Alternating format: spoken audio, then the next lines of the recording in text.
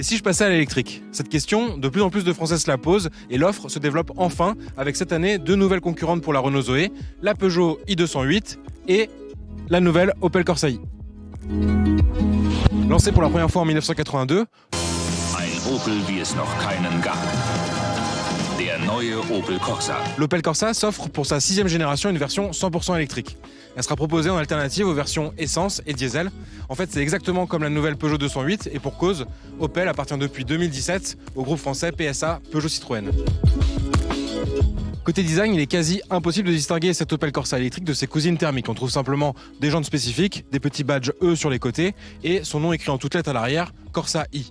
Et il n'y a bien sûr pas d'échappement car on est sur une voiture électrique. On va voir tout de suite à l'intérieur à quoi ça ressemble.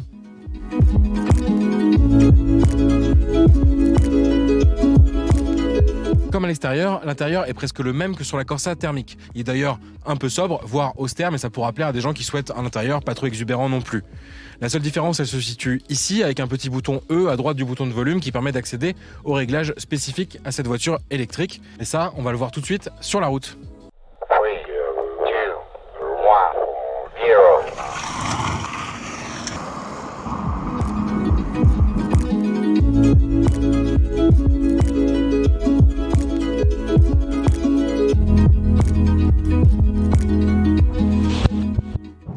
Nous voici sur la route à bord de cette nouvelle Corsa i, donc une voiture qui présente toutes les qualités d'une citadine électrique polyvalente. Donc ça commence par le confort de conduite avec le silence de cette motorisation 100% électrique et le dynamisme.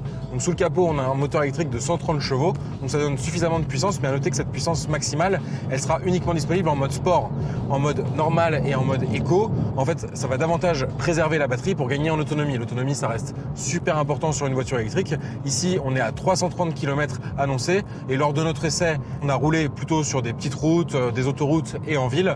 Ça nous a semblé plutôt fiable.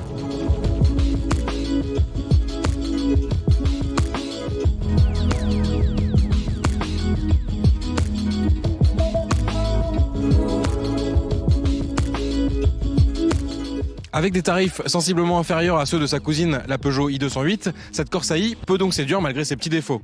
Les prix démarrent à 31 000 €. Pour notre version d'essai, en finition élégance avec quelques options, il faut compter un prix de 35 000 €. Bonus écologique et prime à la conversion pourront permettre d'alléger la facture.